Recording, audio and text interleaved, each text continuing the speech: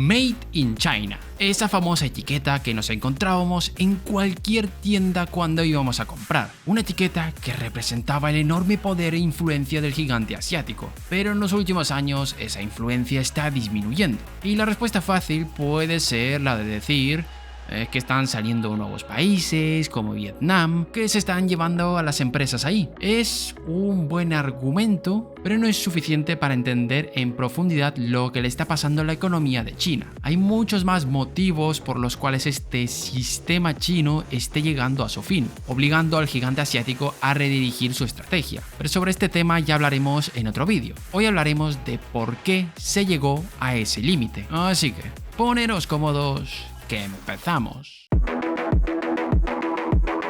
Uno de los puntos de inflexión para el gigante asiático ha sido su integración en el sistema mundial al unirse a la Organización Mundial del Comercio en el año 2001. A partir de ahí, China empezaría a inundar el mercado con sus productos, haciendo de las exportaciones su principal motor económico. Y su principal exportación eran las manufacturas de bajo valor añadido. De ahí a que siempre se dice que es calidad de los chinos cuando algo tiene calidad justita. Y estas exportaciones llegaron a representar la friolera cifra del 35% del PIB. ¿Y a expensas de qué se hizo todo esto? A expensas del consumo, concretamente el consumo de los hogares, ya que cuando un mercado se vuelca hacia el exterior, en cierta medida se olvida del interior. Y otro problema que estaba surgiendo es que el ahorro estaba aumentando en exceso y el superávit en la cuenta corriente estaba generando un problema aún mayor. Sé que muchos ahora os estáis preguntando por qué esto es un problema. Dejadme que os explique. Poneros en la piel de un inversor donde tenéis ahorro acumulado y queréis invertir en alguna parte. Y evidentemente intentaréis sacar lo máximo posible con el menor riesgo. Bueno, hay gente a las que les gusta el riesgo, pero no nos vamos a complicar tanto. Y el consumo interno de un país es en cierta medida la rentabilidad que hay al invertir en él. Pensadlo por un momento, el fin de una industria es vender. Pongamos de ejemplo los teléfonos móviles. Evidentemente intentaré instalarme en un lugar donde haya un consumo relativamente alto para poder vender mi producto. Y en el caso de China, el consumo estaba cayendo, cosa que se puede atribuir a los bajos salarios que había. Así que lo que nos interesa, ¿qué pasaba con ese ahorro y ese superávit que estaba generando? Que se iban del país. China se vio obligada a exportar sus ahorros al exterior, haciendo que el país no estuviese recogiendo todos los frutos de su crecimiento. Los ingresos que más crecían en aquel entonces eran los corporativos y los gubernamentales. Evidentemente, las empresas exportadoras y el gobierno que recaudaba impuestos de esas exportaciones se estaban haciendo de oro. Y no solo eso, esos grandes ahorros que estaba exportando China a base de superávits generarían varios problemas. Por un lado, generaría acumulación de déficit e inflación en otros países. Como China estaba regalando el crédito, ya que cuando exportas ahorro estás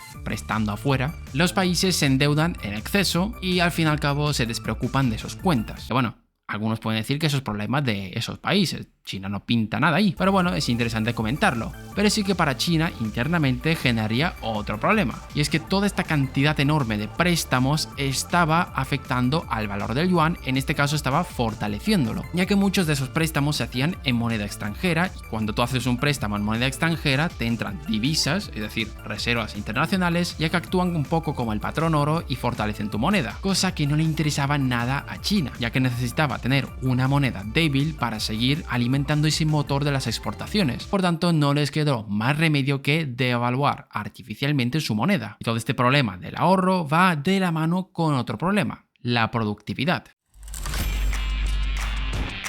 No hay una manera correcta de medir la productividad. Es más, hay todo un debate filosófico-económico al respecto. Pero vamos a utilizar el indicador más común para medir la productividad, que es la productividad total de los factores. PTF para los amigos. Y la interpretación es bastante lógica. Si hay una elevada PTF, significa que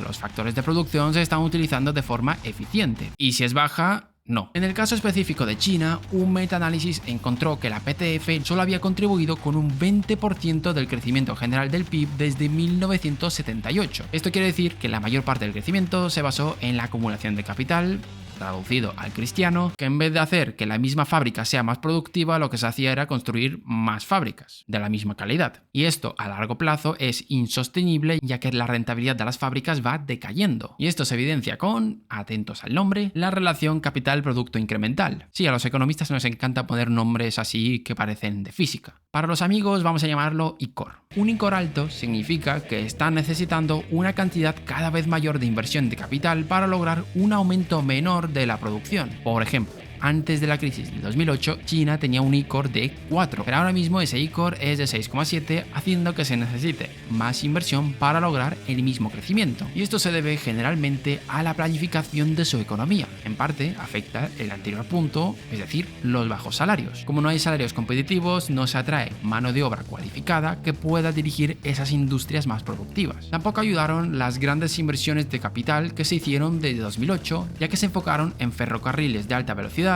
metros, servicios públicos, instalaciones recreativas, entre otras cosas, que no les quito importancia, pero no generan una gran rentabilidad. A todo esto hay que sumarle un nuevo factor, la desindustrialización. El proceso de desindustrialización de una economía no debería asustar a priori a nadie. Es un proceso natural que siguen las economías exitosas. Ojo, esto no quiere decir que la economía reduzca la cantidad de industria, sino que el peso de la industria sobre el PIB se reduzca, que no es lo mismo. Los países siempre pasan por las mismas tres fases. La primera, donde dependen del sector primario, es decir, de la agricultura y demás. Segunda fase, donde se depende del sector secundario, industria. Y se pasa a la tercera fase, donde se depende del sector terciario, es decir, de los servicios. Pero claro, esto hay que hacerlo de forma correcta. Al estar China durante tantos años viviendo de las exportaciones, la industria se expandía sin tener en cuenta la demanda interna. De ahí a que por aquel entonces no se preocupaban tanto por el crecimiento de los salarios. Pero ahora que se está intentando pasar al sector servicios, se están empezando a ver las costuras. Y es que el sector servicio depende de la demanda interna y ahí es donde tenemos el problema. Entre 1995 y 2007, la participación de los salarios disminuyó en más de 10 puntos porcentuales. La mayoría de las ganancias fueron a parar a ganancias corporativas. Todo esto hace que China esté en una encrucijada. Necesita que los salarios suban para que esa demanda interna se incremente, pero las medidas adoptadas en años anteriores dificultan esta transición. También hay que tener en cuenta el invierno demográfico que está sufriendo la economía. Pero sobre el invierno demográfico ya tenemos un vídeo, concretamente el de China, que os dejaré en la descripción. Pero en resumidas cuentas, al haber una población envejecida, el ahorro sube cada vez más, por tanto la demanda no se incrementa. Y tampoco se espera que incremente, ya que cuando se jubilen los que se tengan que jubilar, no tienen muy claro si van a tener pensión, que bueno, todo eso está explicado en el vídeo que os he dicho. Así que en resumidas cuentas, más problemas que se suman. Y no hemos terminado con los problemas, porque ahora vamos a hablar de su sector financiero, que también tiene tela que cortar. China es uno de los grandes productores de acero a nivel mundial. Desde 2001 hasta 2016, su producción de acero aumentó de 152 millones de toneladas métricas a 805 millones de toneladas métricas, lo que representa un aumento del 459%, cosa que hizo que el gigante asiático fuese el responsable del 87% del aumento de la producción mundial del acero. Pero esto, que parece inofensivo, levantaba bastantes alarmas. La gran producción de acero llevada a cabo por China estaba disminuyendo drásticamente los precios internacionales de este, haciendo que muchas empresas a nivel global pierdan rentabilidad. Y la industria del acero de China recibe mucho apoyo por parte del gobierno, haciendo que muchas de esas empresas puedan operar en situación de pérdidas, llenándolas de deuda y convirtiéndolas en empresas zombie, provocando esa inundación en el mercado de acero, donde las empresas de China solamente sobrevivían gracias al apoyo del gobierno. El gobierno es consciente de este problema, pero quiere evitar la quiebra de esas empresas por los efectos que puede tener sobre los despidos y otras variables. Y bien, ¿qué tiene que ver esto con el sector financiero? Pues que puede generar un problema debido a los créditos que se otorgaron a todas esas empresas. La gran expansión del crédito está generando un gran incremento de deuda en el sector corporativo chino. Y visto la situación del sector del acero, es complicado que devuelvan todo ese crédito. También está el sector inmobiliario, pero esto no lo vamos a mencionar ya que tenemos un vídeo dedicado a su sector inmobiliario, pero sufre de un problema bastante similar. Y los grandes señalados aquí son los gobiernos locales, los cuales quieren llegar a los objetivos que les marcan desde arriba a cualquier coste, aunque sea a base de zombificar empresas y sobreendeudar a la economía. China ha logrado uno de sus dos objetivos, reducir la pobreza, pero su otro objetivo, el de consolidar su aparato industrial, se va a enfrentar a fuertes vientos en contra. El crecimiento liderado por las exportaciones y la expansión extensiva ya no son opciones. Afortunadamente, la economía china ha comenzado exitosamente su reequilibrio y la innovación se ha convertido en un motor sólido de crecimiento económico. Ahora mismo, China está dando un viraje en su modelo hacia las nuevas tecnologías, concretamente todo lo relacionado con la inteligencia artificial, intentando convertirse en un actor relevante a nivel global en esta materia. Pero de esto hablaremos en el próximo vídeo de China. Así que si no os lo queréis perder, suscribiros a este canal, dadle un like si os ha gustado el vídeo, gracias por vernos un día más y nos vemos en el próximo vídeo.